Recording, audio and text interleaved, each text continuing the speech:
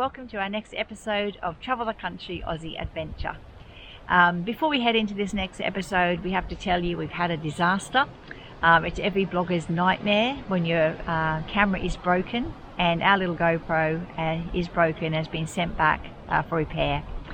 So as we travel into Litchfield National Park, we're only armed with an iPhone and our drone.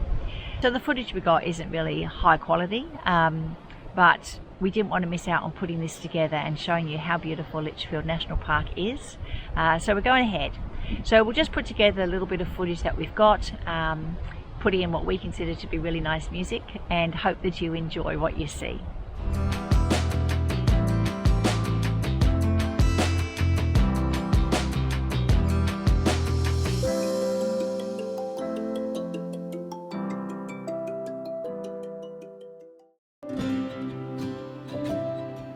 We stayed 4 nights in Litchfield and set ourselves up at the Wangi Falls campground.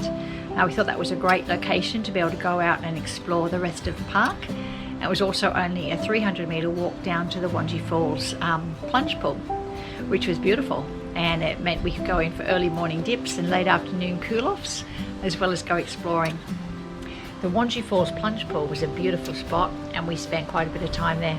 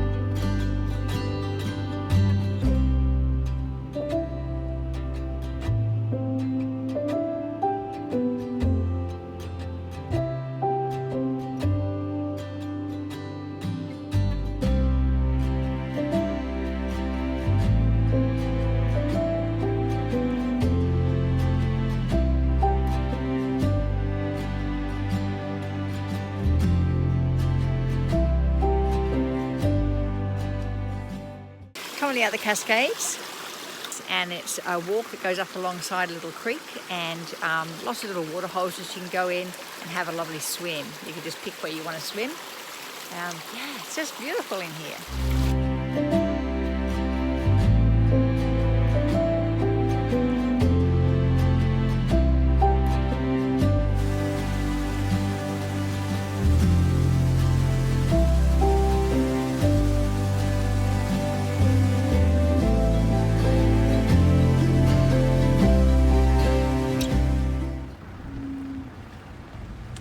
So next we headed off on the Reynolds River track. It's considered a medium level 4-wheel drive track, as it's got a couple of river crossings which can get deep, and a snorkel is recommended.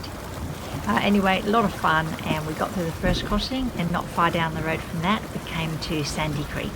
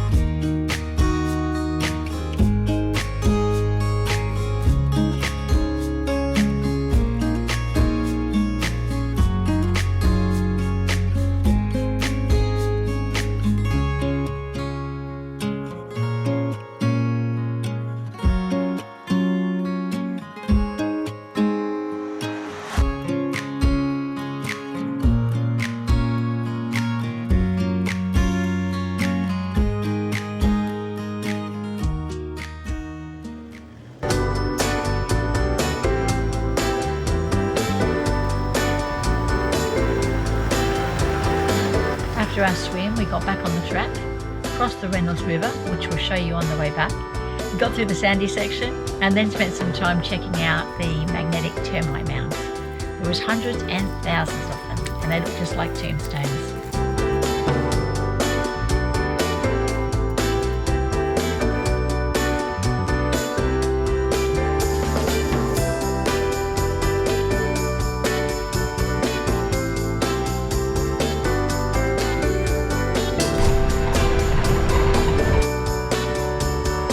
And then we're on to the last stop of the day, Surprise Creek Falls.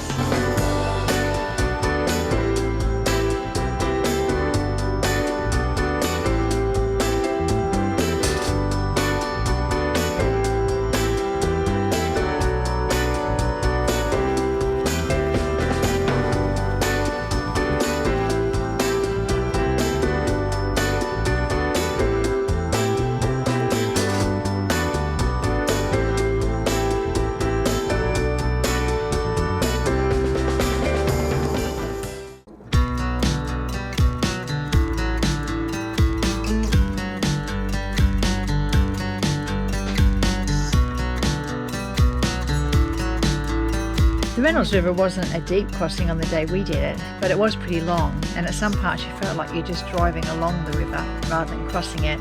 But it was such a pretty little spot and we really loved it.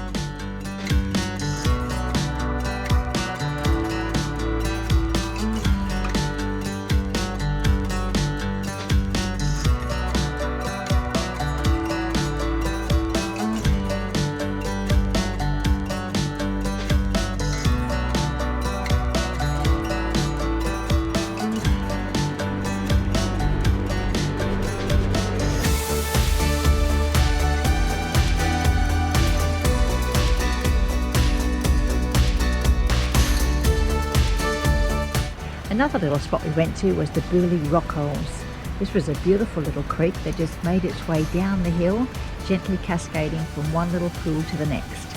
You just picked your pool for the afternoon and started lounging around and relaxing.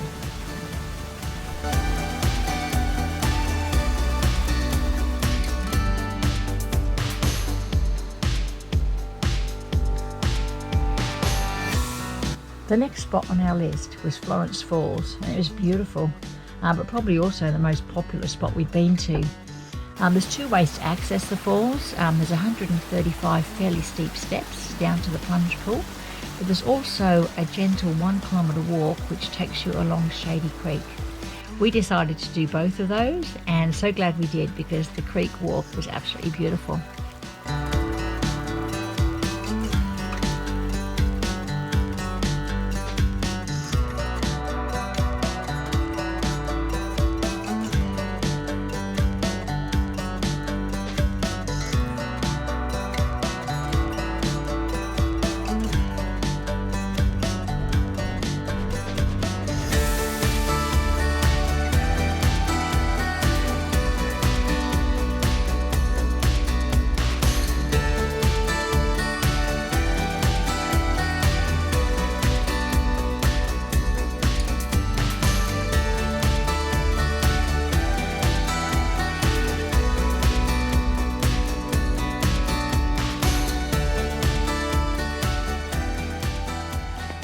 And that brings us to a rather sudden end to a rather short episode. Unfortunately, that's all the footage we had that was usable. But we really loved going into Litchfield National Park, and it'll be a beautiful memory for our trip. So we still wanted to put it together, and if it's of any interest to others what's there, then all the better. And as for our impressions of Litchfield, well, we loved it. We thought it was beautiful. The waterfalls are all reasonably close to each other, and with the exception of the Reynolds River track, they're all accessible by two-wheel drive. You do need to be prepared to do a little bit of walking though. The Wangi Falls is the most easily accessible, but then the longest walk we did in was I think 1.7 kilometres into the Sandy Creek. Yeah, so for us it was all about the waterfalls. We didn't get to see all of them. In fact, we heard some really good reports about the falls at the end of the Green Ant Trail, but we didn't get to go there. But all the falls that we did get to see, it was definitely worth any effort we put in to go and see them. It's definitely worth staying in the park. We know a lot of people do Litchfield as a day trip out of Darwin, which you can do. But when you stay there, you get to enjoy the falls and the pools before and after the day trippers. So pretty much you can have them to yourselves and avoid the crowds, which is great, particularly in the busy season. We stayed at the Wangi Falls campground, as I mentioned, and it was great for us. There's a number of campgrounds in the park, but Wangi Falls was one that also provided showers as well as the toilets, which is heaps much more comfortable. You don't have to worry about your water usage and so much and things like that. So if Litchfield National Park is on your list, you're going to love it. Especially if you're able to take that little bit extra time so you can enjoy each location without rushing. It's certainly a beautiful part of the world, and I hope that you have enjoyed this somewhat short glimpse into it. And that's our wrap on Litchfield National Park. Anyway, in the next episode, we're very excited to head into WA, where we get to see our first glimpse of Kimberley landscapes, get to cross the iconic Ivanhoe crossing and head into the Bungles. So till then, stay safe. Thank you so much for watching, and we'll see you next time. Bye now.